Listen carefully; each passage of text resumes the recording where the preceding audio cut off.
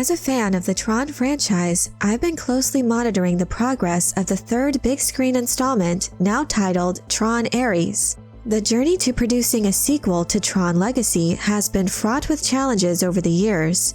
Despite these setbacks, a significant update has recently emerged as the first major source of excitement and heightened expectations for Tron 3. Legendary actor Jeff Bridges, known for his portrayal as Kevin Flynn and CLU, has confirmed his appearance in the upcoming film, as a photo featuring Bridges behind the scenes with the script for Tron 3 was also released. In this video, I'd like to break down the actor's comments, how his character's return could be facilitated, and what it could mean for this next film.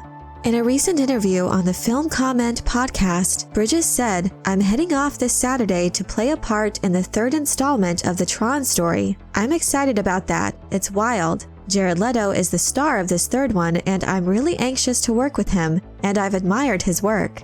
First and foremost, regardless of the size of his role, the news that Bridges is returning for the upcoming film is a massive win. Many Tron fans, myself included, have consistently maintained that a third Tron installment would lack a sense of authenticity without the involvement of its legacy characters, who have been such a massive part of the mythos until this point.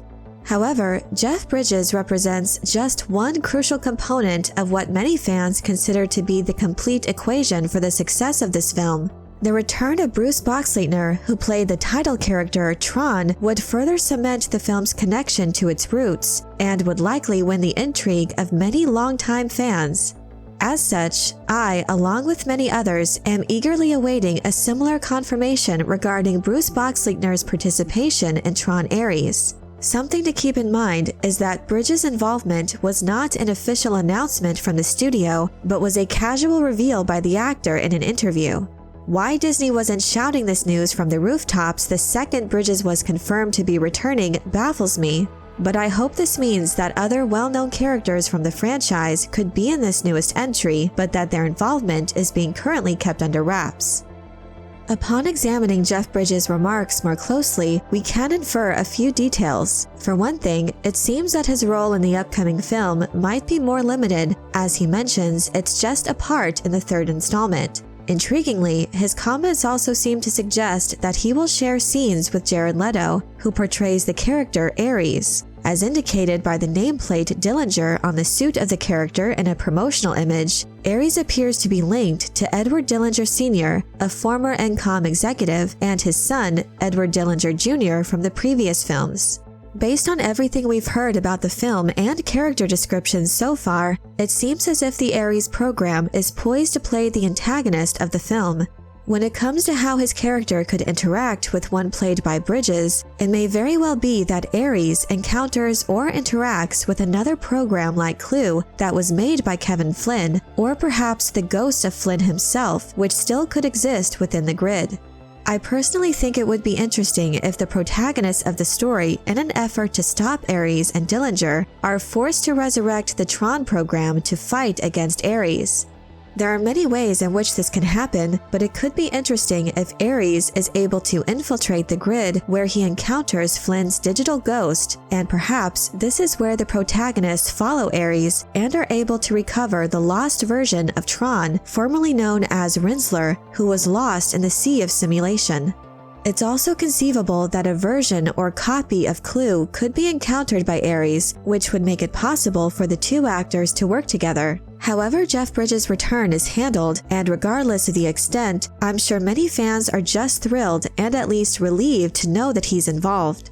In the same interview where he confirmed his return, Bridges also shared insights into the technological advancements in filming Tron 3 compared to his previous experience in Legacy, saying, "I'm really excited to see what the technology is going to be all about this time. When I did Tron 2, Tron Legacy, we had to put all these dots on our face and all these kinds of things, and that's probably all passé. I had to see myself as a young guy or as another character, but the same guy, but it was going to be digitally created. I think it was de-aging, but I didn't like the way I looked in it. I felt like I looked more like Bill Maher than myself. It was kind of bizarre." Considering the advances in de-aging technology since Tron Legacy, I'm optimistic that Bridges' appearance as a younger digital version of one of his characters or in flashbacks would be significantly improved this time. The recent portrayal of a youthful Harrison Ford in Indiana Jones and the Dial of Destiny provides a promising benchmark. Most viewers found Ford's de-aged appearance impressively realistic, which bodes well if the studio will be taking another crack at de-aging Jeff. In the behind-the-scenes photo that was released to Bridges with the Tron Aries script, an old-school helmet from the original Tron film can be seen. While this might just be an Easter egg, it also hints at the possibility of seeing a version of Bridges' character, CLU, as originally depicted in the NCOM mainframe. Bridges also commented that Tron Aries looks to be using a lot less CGI, saying, "I hear there's even less AI stuff in this. It's going to be more a practical set, and they're beautiful. There are beautiful sets that I've seen."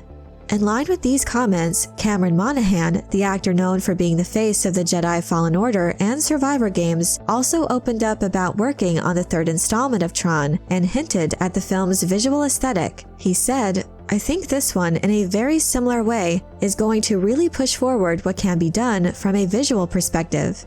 I would sometimes even come in on days I wasn't working because that set was really amazing. A lot of the practical sets were pretty phenomenal, and I would love to go look at those as well." Monaghan also commented about his experiences seeing the original Tron film and its sequel, Tron Legacy, which amassed, quote, "a cult fandom in a similar way that the original Tron did as well, where people thought it was very technologically cool, but it's continued to grow. Tron Legacy I just saw projected in 35mm at the New Beverly last year, and it really holds up and has that amazing soundtrack by Daft Punk. So I like that those movies have a number of years of separation between them. They don't come out very often, and every time they do, they show a new era of technology and filmmaking."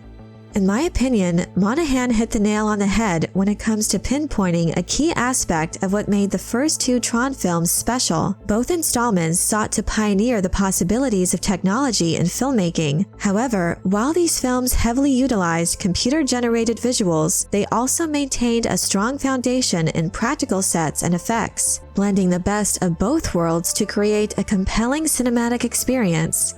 Reflecting on the comments from both Bridges and Monaghan, I am intrigued to see if Tron 3 can achieve the same balance and deliver a cinematic experience that truly honors the Tron name.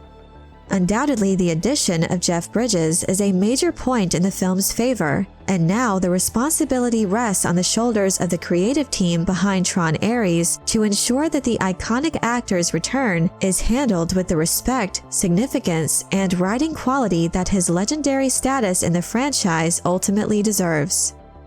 But I'm curious to know what you think of the news of Jeff Bridges' return to the Tron universe. Do his comments and the prospect of his involvement have you feeling more optimistic for this film?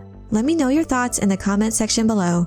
I hope you enjoyed this video. Leave a like if you did, and be sure to subscribe for more Tron and other sci-fi and fantasy news and lore. And if you're looking for other ways to show your appreciation, you can check out my Patreon page, where members get access to exclusive content and perks.